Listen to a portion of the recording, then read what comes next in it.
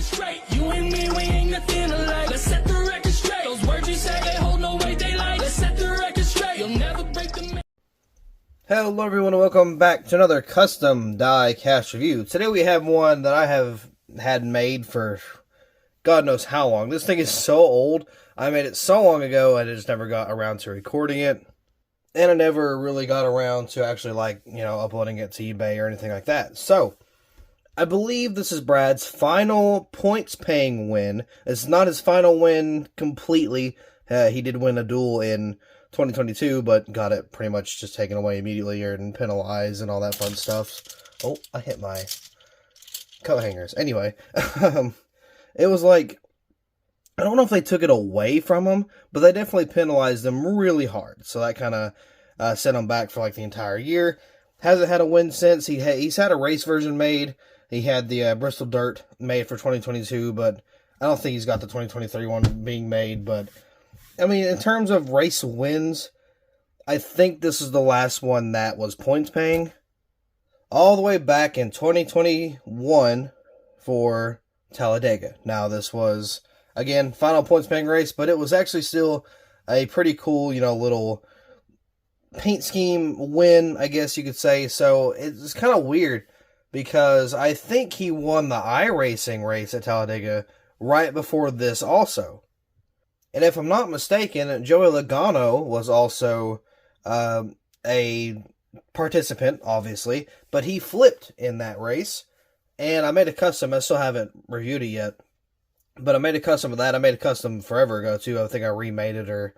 No, I sold the 124. I didn't sell the 164 yet. I didn't even list it. But I think, if I recall correctly, in that same iRacing race that Brad won, I believe Logano flipped also. So it was kind of like a... history repeats itself, except for virtual, it was real. Of course, the flip wasn't the same, but I mean, if my mind runs correctly, or, reminds me correctly, then yeah, I'm pretty sure Brad won the iRacing race and the real race, and Logano flipped in the iRacing race and flipped in the real race as well. The wheel race as well. Real race as well. Jesus Christ, that was hard to say. Anyway, yeah, this is a very old custom.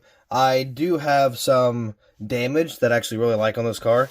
It's over here on the quarter panel, but we'll get that here in a little bit. So, this is so old that I didn't even start doing my box design yet. So this was technically completed at the time, but of course now that I do my box designs, I have to kind of remake the boxes and stuff. I don't have a full template, but I do add some of the logos and stuff. But other than that, I mean, that's really my, quote, box design. So there's that. I gotta fix that too before I actually go to upload this thing on, eBay or whatever.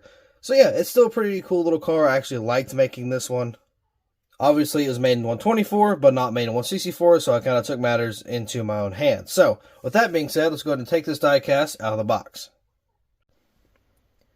Here's the diecast out of the box. Now, I actually kind of forgot about this paint scheme. I have no clue if it's rare. I haven't seen anything from it. But, it might be rare now. I actually have no clue. Because, again, I have not seen this this paint scheme in quite some time.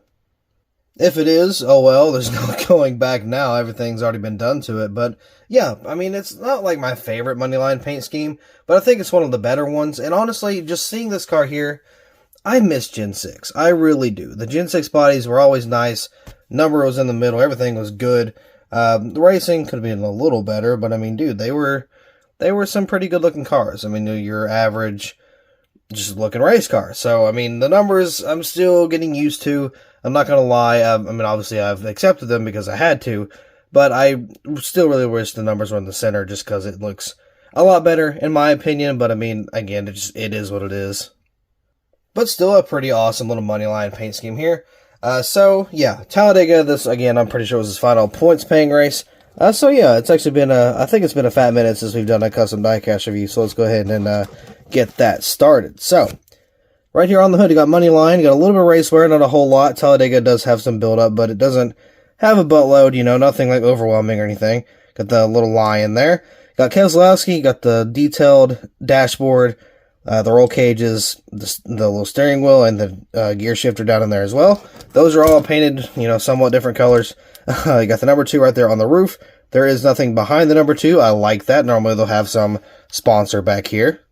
But nothing this time. A clean roof. I do enjoy that. Got Keselowski on the rear name banner here. Or the rear windshield, I guess. Got Worth right there on the deck lid. And then on the back here, got a little bit of damage. Not a whole lot, but it's more of a repair. Because you can see on the quarter panel. If I get this hair off here. I'll see on the quarter panel over here on this side if I can focus. There we go. Right there. It's just a little bit of tape or bare bond or whatever you want to call it. So I got money line. It does look off center, but it is not because it just, there's a little camera. It's hard to see, but it's on the left side of that money line logo. So if they slapped it in the center, it would kind of covering it or be covering it a little bit. So I think they just kind of moved it over. That way they wouldn't have to deal with that. But I don't know. I could be wrong. I didn't design the, car or anything. I think, did I paint the spoiler a different color? Because it looks a little non-professional. I don't know if that was just me or not, but I think I did actually. Did I paint this? Yeah, I think I did. I'm pretty sure this spoiler before was like that Money Lion, like teal color, that kind of greenish color. I'm pretty sure. I may have painted it, but I don't really remember completely if it was black or not. But if it wasn't, and you're wondering why I painted it, well, because the car was ran that way. That's how the car finished, with a black spoiler, so, I figured I'd make it a little more accurate. Same thing on this side. You don't even see the Money Lion, because, or the Snap-on and Freightliner, because it just covered up.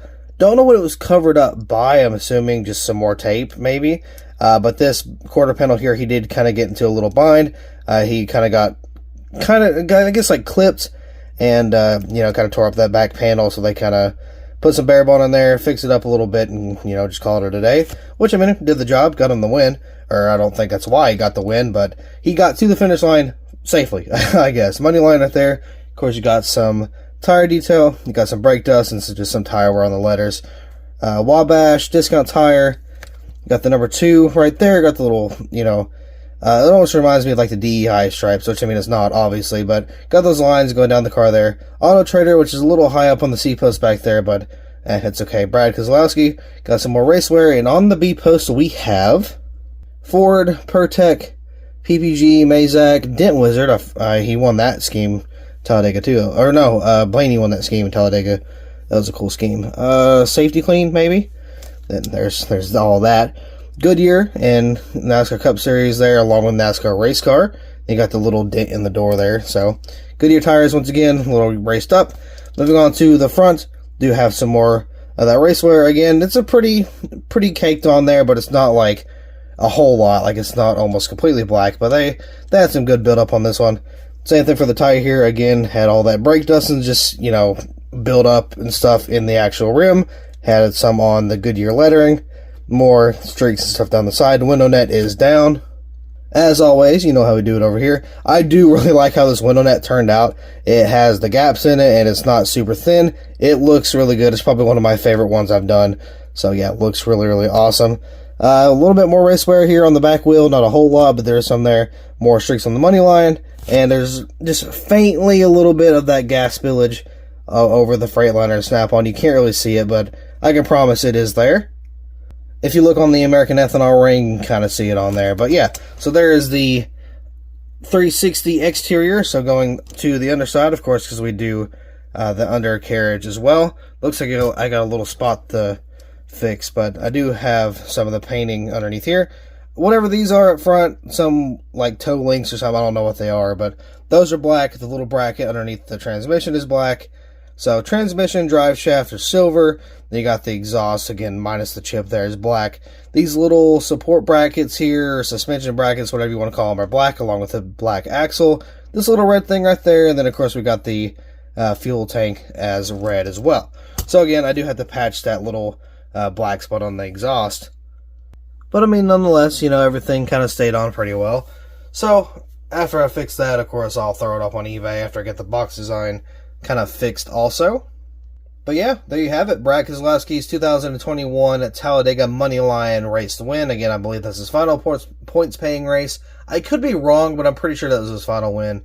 That was, again, points paying. So, with that being said, I do believe that'll be all for this diecast, or custom diecast review. I'm sorry, I'm a little rusty. I'm trying to get back into it, I promise. But once again, thank you all so much for watching. I really do appreciate it. I'm glad you were here for at least some of the video, if not all the video, or maybe a couple seconds. Either way, it all counts. So, once again, thank you all so much. I know I've kind of been spotty here and there, but I appreciate the support. I do have support from everybody, and I do appreciate that very much. It's kind of hard getting back into the swing of things, but you guys make it all better. So, with that being said, again, that'll be all for this custom diecast review. So thank you all so much for watching. I hope you all enjoyed, and I'll see you in the next video.